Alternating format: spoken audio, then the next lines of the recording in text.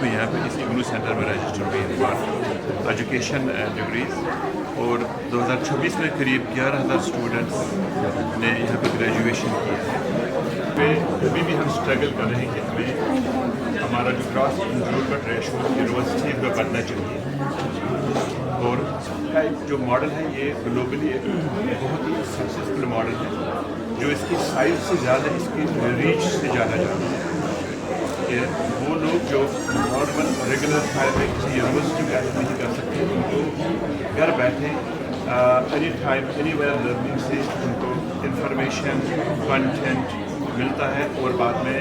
اس طرح کا جو رجحان ہے جو ٹیکنالوجی کی وجہ سے اب جو ٹیچنگ پیڈاگوجیز ہے، اینی ویئر لرننگ ہے، ای لرننگ ہے، اسمارٹ کلاس رومز ہیں یا بلینڈڈ لرننگ ہے، ان ٹیکنالوجیز نے جو عام یونیورسٹیز ہیں وہاں بھی اس کو عام کیا ہے کہ وہاں پہ جو نارمل یونیورسٹیز وہاں بھی ان کے پاس ڈسٹینس لرننگ پروگرامز ہیں اور لائف لانگ لرننگ پروگرامز ہیں۔ تو یہ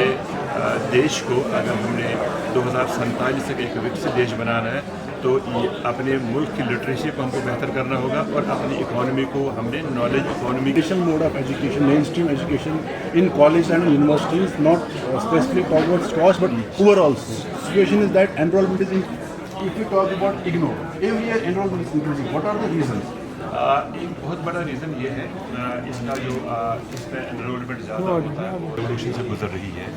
اور اب ہمیں access to knowledge and information گھر بیٹھے مل رہی ہے، اور بہت سارے اسٹوڈنٹ یہ سمجھتے ہیں کہ وہ 3 سال 4 سال کسی بھی ایک یونیورسٹی میں بیٹھ کے اپنا سمے نہیں دے سکتے ہیں، وہ اپنا کوئی کام کریں، اپنا کوئی بزنس کریں، اپنا کوئی جاب کریں، اور بزنس جاب کرتے ہوئے وہ ایک ڈگری کو حاصل کر سکتے ہیں اس ماڈل سے جو ہمارا اگنو والا ماڈل ہے۔ اور میں اب یہ بتا دوں کہ جو باقی یونیورسٹی نارمل یونیورسٹیز ہیں وہاں پہ بھی اب بلینڈڈ موڈ آف لرننگ ہے کہ وہاں پہ فزیکل موڈ میں بھی کلاس رومز ہیں اور آف لائن کلاس رومز ہیں، اور ہم نے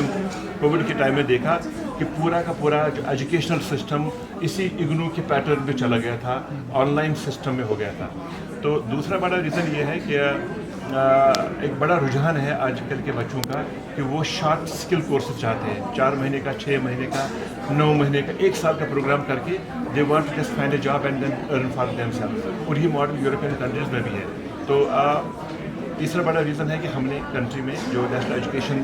پالیسی آنے کے بعد میں ہم نے کوالٹی آف ایجوکیشن کو امپروو کرنا ہوگا، ہماری ڈیلیوری میکینزم کو امپروو کرنا ہوگا، اور ہم نے ایجوکیشن کو آؤٹ کم بیسڈ بنانا ہوگا۔ تو اگر ہم بچوں کو کنونس کرنے میں کامیاب ہو گئے کہ آپ کسی انسٹیٹیوشن میں جا کے وہاں سے جب آپ نکلیں گے آپ صرف کوالیفائڈ گریجویٹ ہو کے نہیں نکلیں گے، آپ ایسے ایجوکیٹڈ ایمپاورڈ یوتھ ہو کے نکلیں گے، تو پھر وہ بڑھے گا۔ اور جو پچھلے ماڈل سا تھا یہاں پہ، لیکن اس کے بعد سے اب پوری امید ہے کہ ساری ایجوکیشن یونیورسٹیز ہیں they have geared up to see that how do we come up with that kind of an outcome based model of education. اس سے وہ کافی امپروو ہو جائے گا۔ Thank you, sir. Thank you. Thank you very much.